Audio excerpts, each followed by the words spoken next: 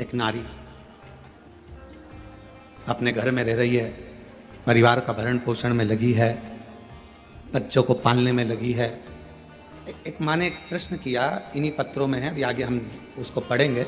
वो प्रश्न में लिखती हैं कि मैं मंदिर तक नहीं जा पा रही हूँ क्योंकि घर में मेरे सास ससुर बीमार हैं।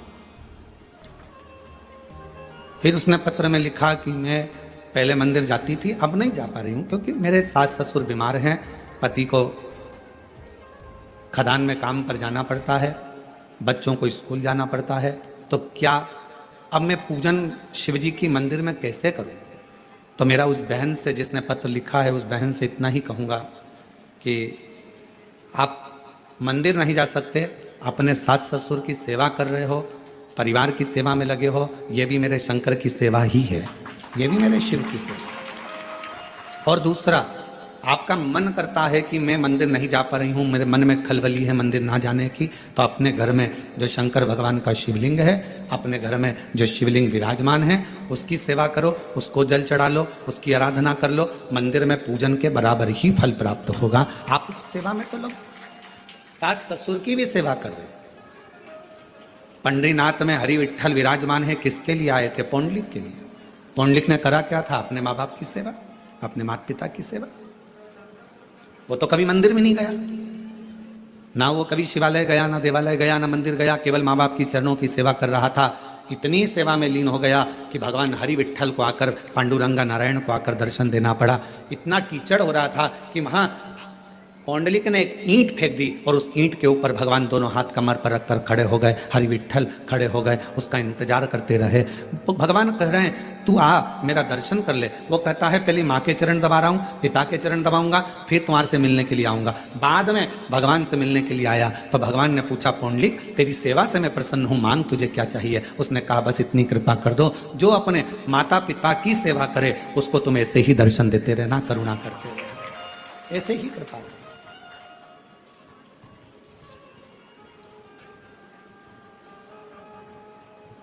क्या करें हम? कोई माता ऐसी हैं, कोई भाई ऐसे हैं, कोई जीजियां जीजा, मेरी बेटियां बेटा ऐसे हैं, मंदिर बहुत दूर है, जाएंगे कैसे? कैसे? तो जहां अपना घर है, घर के अंदर जो शिवालय है उसकी भी आराधना कर सकते। घर में जो मंदिर है, घर में जो भगवान विराजना है, उसकी भी आराधना करो, साधना करो। कभी भी अपने घर के बच्चे को नालायक मत समझो, कभी भी अपने घर के बच्चे को हम हमेशा लायक ही समझो। अपने घर का जो बेटा है, कई माताएं अपने बच्चे से कह देती तुझ में अकल नहीं है, तुझ में अकल नहीं है, तुझ में अकल नहीं है। कई माताएं कह देती हैं अपनी अपनी बातों में, वो देखो उसका पति बेचारा इतना कर लेता है, उसका पति वैसा कर लेता है, और तुम तो घर में पड़े रहते हो, तुम्हारे से तो कोई काम बनता नहीं है, ये जाते नहीं बनता, वो काम करते नहीं बनता। अपने घर में, अपने परिवार में ये ना देखा जाए कि कौन कमजोर है। ठीक है, कोई बच्चा पढ़ने में होशियार रहता है, कोई किसी कला में होशियार रहता है। मेरा भगवान किसी को कम तो नहीं रखता, भगवान सबको लेवल बराबर बनाकर रखता है। 5 उंगलियां पांचों बराबर नहीं हो सकती। अगर पांचों बराबर हो जाए तो ये मुष्टिका बंध नहीं सकती। इसलिए इस मुष्टिका को बांधने के लिए 5 उंगलियों को भी परमात्मा ने अलग अलग बनाया है, किसी को छोटी, किसी को बड़ी, किसी को मंजली, किसी को संजली बनाया। परमात्मा सबको, घर में 5 बहनें, आप भी होंगी, 2-3 बहनें तो होंगी, 2 नहीं होगी, 3 होगी, 3 नहीं होगी तो 1 होगी, काका बाबा की मिला लो 2-4 तो बहनें होगी। सबका रहने का तरीका अलग, सबका खाने का तरीका अलग, सबका बोलने का तरीका अलग, सबका व्यवहार अलग, सबके अपने अपने तरीके, अपना अपना व्यवहार है सबका। और सब अपने अपने व्यवहार से, सब अपने अपने तरीके से रह रहा है, सब अपने व्यवहार। अब कई माताएं कहती हैं कि हमारा वो जेठानी तो कभी मंदिर नहीं जाती, भगवान शंकर से प्रार्थना करो, जेठानी नहीं जा रही है तो मत जाने दो। कोई ऐसा होता है जिस पे मेरे भगवान शंकर का प्रेम बहुत होता है, वही तो जाएगा ना। कोई कहे मेरी देवरानी नहीं जाती, मत जान दो, उसकी मर्जी, आप अपना कर्म करो, आप भगवान के मंदिर जाओ, आप शिवालय जाओ, शंकर जी की आराधना करो। घर में कई लोग ऐसे रहते हैं, पति से कहो तुम व्रत कर लो, पति नहीं करता, तो इसका मतलब ये थोड़ी ना कि वो धर्मात्मा नहीं है। पति मंदिर नहीं जाता तो इसका मतलब ये थोड़ी ना कि वो धर्मात्मा नहीं है। बेटे मंदिर नहीं जा रहे तो इसका मतलब ये थोड़ी ना कि बेटे धर्मात्मा नहीं है।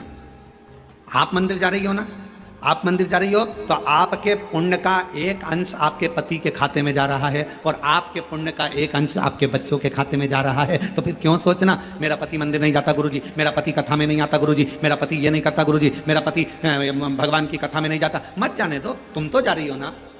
मेरी सास दिन भर घर में रहती है, वो कथा नहीं सुनती गुरुजी, टीवी चालू रहती है तो भी उसका मन नहीं लगता। मत लगने दो, तुम टीवी तो चालू कर दियो ना, तुम्हारा तो लग रहा है ना। बस हम सुधरेंगे युग सुधरेगा, हम सुधरेंगे युग, हम बदलेंगे युग बदलना किसको है? अपने आप को। जब हम बदलेंगे तो युग अपने आप बदल जाएगा। आपको देखकर एक ना एक दिन तुम्हारे घर में, एक ना एक दिन, तुम महीना 2 महीना कथा तो सुनो, एक आध दिन पति भी 5-10 मिनट टीवी के सामने बैठकर कथा सुन ही लेगा। तुम बदल कर देखो, वो भी बदलेगा। आप चाहती हो कि आपका बच्चा अच्छी पढ़ाई करे तो आपको अपना मोबाइल पढ़ाई के समय पर, बच्चों को पढ़ाते समय अपना मोबाइल कहीं दूसरी जगह रख देना है, तब बच्चों को पढ़ाना है। मालूम पड़े बच्चों को लिखने को दे दिया, हाथ में तुम मोबाइल लेकर बैठ गई, बच्चा लिख रहा है, वो बच्चा कभी नहीं पढ़ पाएगा। उसका ध्यान अपनी मम्मी के मोबाइल में और मम्मी के ऊपर रहेगा। माँ जैसा करेगी बेटा वैसा करेगा। अपने मोबाइल को उठाकर तुमने रख दिया तो बच्चे को भी समझ में आ जाएगा मेरी मम्मी पढ़ाई को बहुत ज्यादा मायना देती है, पढ़ाई के ऊपर प्रेशर देती है, इसलिए मुझे पढ़ाते समय मोबाइल हाथ में नहीं देती, मतलब मुझे पढ़ना है। फिर बच्चा पढ़ना प्रारंभ करेगा। माताएं हाथ में मोबाइल है, बच्चे से कहती पढ़, लिख लिख, A for apple, B for ball, जल्दी लिख। लिख रहा है? हाँ मम्मी। क्या क्या लिखा? A for apple, B for ball, ठीक है, सी फॉर कैट। अभी तक नहीं लिखा, बैठा है इतनी देर से। अर्थात तुम्हारे मोबाइल चलाने से तुम्हारे बच्चे पर प्रभाव पड़ा। तुम्हारा ध्यान मोबाइल में था, बच्चे का ध्यान तुम पर था, तो वो लिख नहीं पाया। जब पूरा एकाग्र चित्त लगाकर अपने बच्चे को पढ़ाओगे तो वो बच्चा अपने आप पढ़ना प्रारंभ करेगा, दिल लगाना प्रारंभ करेगा, मन लगाना प्रारंभ। हम जब पढ़ते थे उस समय पर 2 तरह के क्वेश्चन आते थे, और हमारे साथ पढ़ने वाले आप सब भी हो। ऐसा नहीं कि आप कोई बहुत ओल्ड हो या न्यू हो, सब हमारे साथ के हो। हमारी जीजी हो, हमारे जीजा हो, बहन हो, तो हमारे साथ के ही हो। हमारे समय पर 2 तरह के क्वेश्चन आते थे।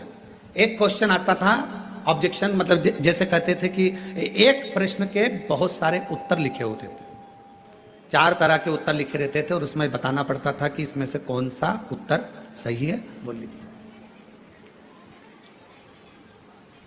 और दूसरा 10 नंबर का, 3 नंबर का, 4 नंबर का, 5 नंबर का, 15 नंबर का, और कोई कोई क्वेश्चन निबंध लगभग 20 नंबर या 19 नंबर का जाता था। अब समझदार कौन कहलाता था? जो छोटे छोटे जो क्वेश्चन है, छोटे छोटे क्वेश्चन है कि एक प्रश्न दे दिया, मटके में पानी है, गिलास है, मटका है, गगरा है, बाल्टी है, 4 ऑप्शंस दिया, उसमें से एक सिलेक्ट करना है।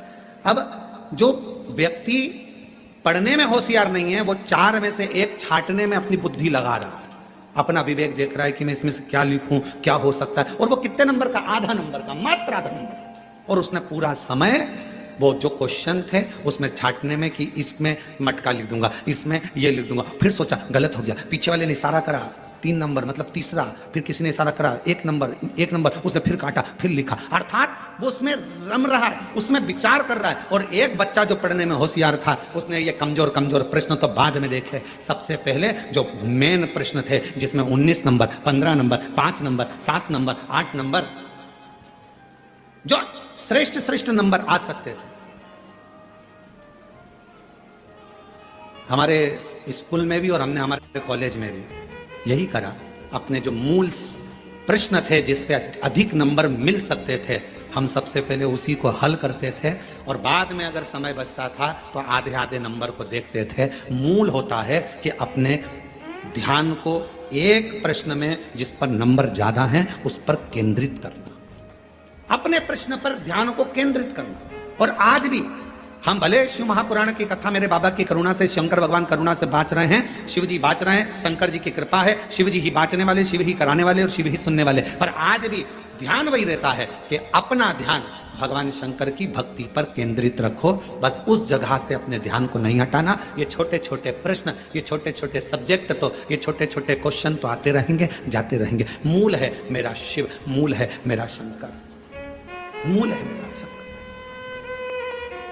हम भगवान शिव को नहीं पहचानते। हम पूरे दिन, हमारे घर में जितने भी लोग हैं पूरे दिन छोटे छोटे क्वेश्चन में उलझे रहते हैं। जरा सा पानी गिर गया, सास ने चिल्लाना चालू कर दिया, बेडशीट गिर गई, उस पर चिल्ला दिया, बर्तन झूठे रखे हैं, उस पर चिल्ला दिया। अरे अगर चिल्लाना ही है तो कोई बड़ा क्वेश्चन लाओ, कोई बड़ा प्रश्न लाओ जिस पे विवाद करना है। छोटे छोटी बात पर विवाद करते हो। ये जरा सा खाने पर विवाद कर दिया, रोटी ज्यादा बन गई तो विवाद, सब्जी फेंक दी तो विवाद, सब्जी में जरा सी मिर्ची जल गई तो विवाद, गैस की टंकी जल्दी खत्म हो गई तो विवाद, तेल जल्दी खत्म हो गया तो विवाद, मिर्ची जल्दी खत्म हो गई तो विवाद, पति आकर बोला कल ही तो सब्जी लाया था तो विवाद चालू हो गया। ये छोटे सब्जेक्ट है, ये छोटे क्वेश्चन है। इन छोटे क्वेश्चनों के लिए समय मत निकालो, बड़ा क्वेश्चन ढूंढो। लड़ाई करना है तो कोई बुलंद बात लेकर आओ जिसके पीछे लड़ाई हो। तो बात है, छोटी छोटी बात पे क्या लड़ाई करना। उसी तरह भगवान को पाने के लिए क्वेश्चन बड़ा, मतलब मन बड़ा करिए, शिव की ओर केंद्रित करिए।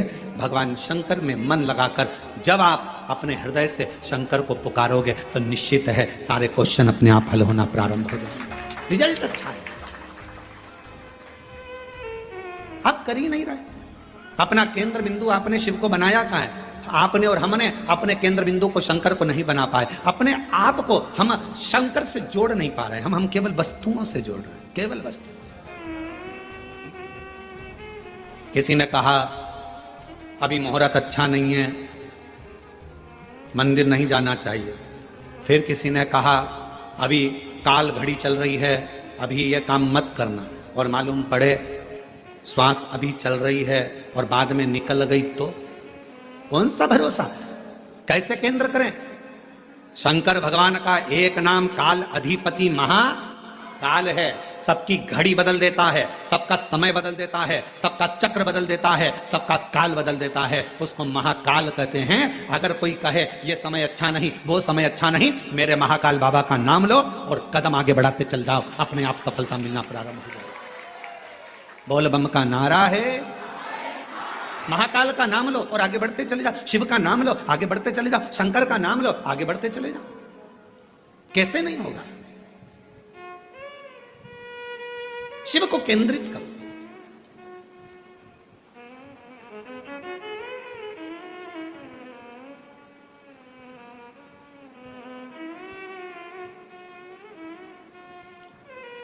एक हमारे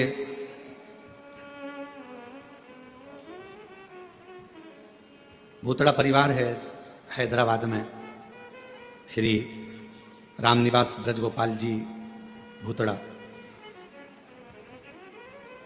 एक बार वो मिलने के लिए आए और उन्होंने कहा गुरुजी बहुत मन है हैदराबाद में शिव महापुराण की कथा हो, पर व्यवस्था कैसे हो?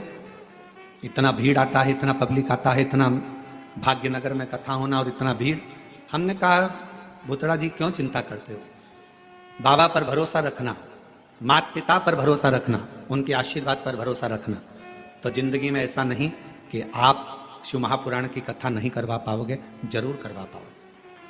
और यहाँ पर भी बैठे हैं यजमान परिवार, हमारे को रोज लेकर आते हैं। उन्होंने कहा गुरुजी साहू परिवार है, एक वो अग्रवाल परिवार है, और ये लोग कहे हमने सोचा था केवल कि कभी यजमान बनेंगे। अब इसके लिए आपको शर्मा जी को धन्यवाद देना चाहिए कि हमने सोचा था केवल कि हम जजमान बनेंगे, पर बाबा की कृपा ऐसी हुई गुरुदेव कि आज कोरबा में हम जजमान पद ग्रहण कर लिए। ये शिव की, ये शंकर की, ये शिव की उदाहरण। और बाबा की ऐसी कृपा हुई कि हैदराबाद में भी भाग्यनगर वालों के भाग्य खुल गए और 13 से 17 अगस्त तक 5 दिवसीय शिव महापुराण की कथा तेलंगाना हैदराबाद भाग्यनगर में होगी। और पूरे हैदराबाद वालों को बहुत बहुत बधाई, पूरे भाग्यनगर वाले हैदराबाद वासियों को बधाई। और वो कथा फाइन कैंप कंपनी वाले श्री भूतड़ा जी उस कथा का आयोजन करा रहे हैं, उसके लिए उनको साधुवाद बहुत बहुत। और संपूर्ण हैदराबाद वासियों को ये गौरव होना चाहिए कि बाबा की कथा आपके क्षेत्र में हो रही है। आगे बढ़कर सेवा, आगे बढ़कर बाबा की भक्ति करो, खूब सेवा करो, जितना बन सके उतनी सेवा करो। अगस्त में कथा मिली है 5 दिन की, 13 से 17 अगस्त तक 5 दिवसीय हैदराबाद वासी शिव कथा है। भगवान ओघड़दानी का चरित्र, आप अपना ध्यान केंद्रित करो भगवान शिव के प्रति। ये ना सोचिए कि मैं मंदिर नहीं जाती मुझे भगवान नहीं मिलेंगे, मैं ये कर्म नहीं करती भगवान मुझे नहीं मिलेगा। आप हृदय से निर्मल मन सो मोहि पावा और मोहि छल छिद्र कपट ना भावा। आप हृदय से भगवान को पुकारो। और मैंने तेरे ही भरोसे बाबा, तेरे ही भरोसे हवा बिच उड़ती जावांगी बाबा, डोर हत्तो छठी नाम कटी जावांगी।